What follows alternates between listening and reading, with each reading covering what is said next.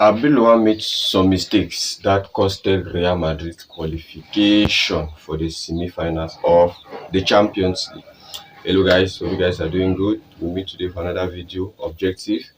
Let's see some mistakes made by Alvaro Arbeloa, the Real Madrid coach, that costed Real Madrid their qualification for the semi-finals. Now, we have two parts of the video. The first part, we're going to talk about the mistakes and possible solutions you would have had. And the second part, we're going to talk about the combined 11, my best combined 11 for our combined both teams, Real and Bayern, both teams. I'll give a combined 11. Now, we'll start with the mistakes. Mistake number one that Arbeloa made. First, he started on very well, perfectly well. His match analogy, his game plan was perfect. Let's contain and counter. It worked perfectly for them. Through that opportunity, they had three goals, and they were leading Real Madrid and Bayern Munich 3-2, difference of one goal. Aggregate, it was 4-4. It was okay.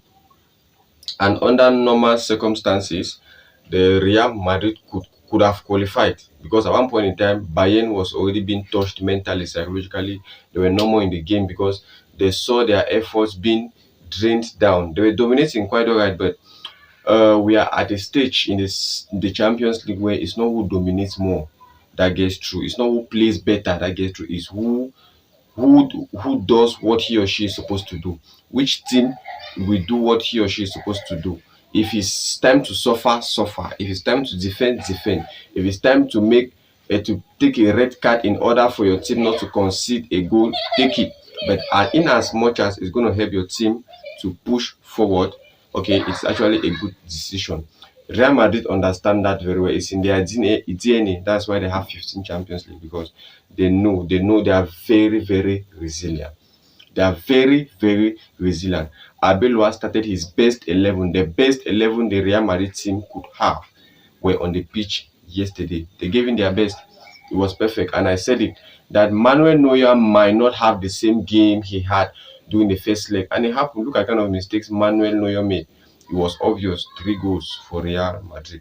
But Arbeloa made a mistake. Mistake number one, the substitution of Brahim Diaz. Many people are going to at times call Pep Guardiola that Pep Guardiola is mad. He's not mad. He just knows what he has to do. During the EFA Cup final between Arsenal and Manchester City, Pep Guardiola made 0 changes. He made 0 substitution. What does that mean? It means that there are some big matches that making a substitution is not an obligation. Once your best 11 is on the pitch, they are giving in their all. You don't have to make a substitution. It's not a must. That's it. Or even if you want to make a substitution, it should be very, very late. Very, very late. Brahim Diaz had no problem in that game. It's true, Camavinga is a good substitute. Actually, Camavinga is a player that thrives in space, and Bayern Munich is that team that gives you space to play. Camavinga thrives in that kind of a situation. But Camavinga's default, c'est un casseur. C'est un casseur, il casse trop. Et jouer contre une équipe, playing against a team like Bayern, whereby you have a lot of technical players. Do you see the midfield of Bayern? Kimmich and Pavlovic, they dominated that midfield so badly. Ball playing, they were good. Pavlovic was almost everywhere. Kimmich, I don't even want to talk about him. Very perfect. Excellent. Okay. And when we have a number 9 like Harry Kane that drops deep at times, goes and even takes the ball from the goalkeeper, carries the ball forward, bringing in a player like Camavinga, because Camavinga coming in was a 50-50 gamble. Me as a coach, I would think about it. He is a casseur. It means he's liable to make fouls. Now, in a match like this, I'm still left for about 20 minutes, because Diaz came out very early in the game. Was I think 69 or 70. Now, bring in Camavinga for him to come, and yes, his mind game was he wants to assure a defensive cover. That's what Arbeloa, that's the objective of bringing in Camavinga, because he removed an attacking player to bring in a defensive player. It was just to assure a defensive cover so that they could carry that 1 goal lead up to 120 minutes. If they could score one again, they score. That's the ideology. But was it the best thing to do? No. Because Camavinga, you know fully well that Bayern, that they have the ball. They are going to dominate you. Hence, a player like Camavinga, who is not clean with his tackles at times, might cost you the game.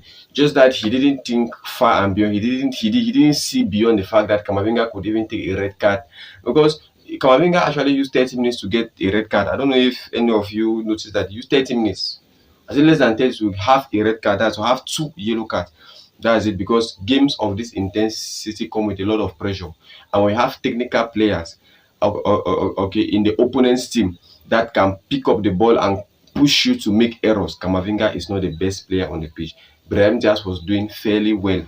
He was helping. Brahim Diaz and Ada Gule were the two players that helped to take the ball out, okay, and push it forward to Mbappe and Vinicius. So for me, I think that's the only mistake that Arbeloa made, and that only mistake costed them the game, because that was the only substitution that they made. And unfortunately for him, that mistake costed him that game. So hopefully, I think, because the 2 goals that Bayern scored came after the red card, and I think if and only if that red card never existed, I don't think Bayern would have qualified personally, because Bayern were already shaky. They were already traumatized. They were already confused. Because they were already telling themselves that after all the game, after all what we're able to do, we still cannot score goals against these guys. Yes. So that is it. Now for my combined XI best 11 for both teams. Goalkeeping position, même comme les deux gardiens, the 2 goalkeepers were on serious alcohol yesterday, because the 2 of them made funny mistakes, but just that one had a lesser quantity of alcohol in the system compared to the other. Goalkeeper, I'll take Manuel Neuer. Not that he was too good, just that he made some vital 1 or 2 saves that saved Bayern Munich. Notably, the save on Kylian Mbappe from the demi-volley that Mbappe came and hit that ball. The hand that Manuel Neuer saved it, that was powerful, very powerful. There is another save that he made. Okay, he made one other save like that. That's for me the Manuel Neuer comes, because Looney made 2 mistakes. Personally, Courtois will not concede that first goal from Pavlovic, that header. There is a corner. He's diving into his net, dive towards the ball. He instead dive and instead allow Pavlovic free, and Pavlovic just had to touch the ball with his head and scored. Also, Luis Diaz goal, I don't see Courtois consider that kind of a goal personally. Courtois will stretch out his hands and remove that. That goal, it was after I saw the replay that I actually saw that goal. I don't see Courtois consider that kind of a goal from a player personally. I know Courtois consider goals like that, but that ball was too close. That was Michael Ol is a goal anyway. That was supposed to be a goal. But personally, Pavlovic goal, Luni was supposed to consider goal, even though he made some good saves too. I remember Kimmich, one of Kimmich strike with his left leg. He saved it. He did some good saves, but goalkeeper, I will take Manuel Neuer. Right back, I'll take Trent Alexander-Arnold. Yeah, perfect. For his attacking and defensive prowess, he was good. Because Stanisic was substituted, and I even saw him trying to explain himself to Vincent Kompany. What for? He was really, really good. So right back, I will take Trent Alexander-Arnold. Defensive pair, I will take Dayot Upamecano, and Antonio Rudiger. Sorry, Militao. No, I'll not take him.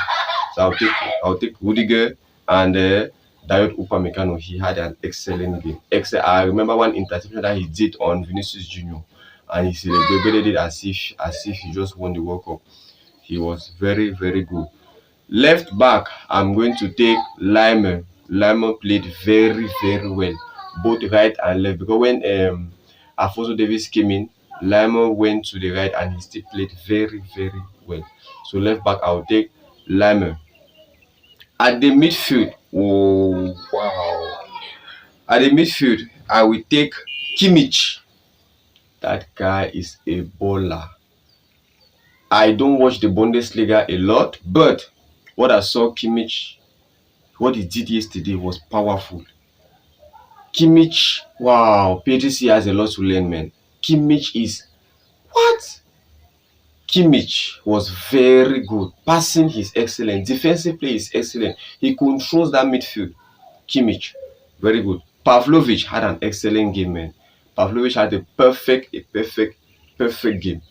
For me, I'll take Kimmich, Pavlovic. Number 10, I would take Arda Güler. Yes, I'll take Arda Güler. Why? His passing prowess. He played well yesterday. He played very well. Apart from the time when he went to go and do able to able with one Bayern player and he fell and cried his face.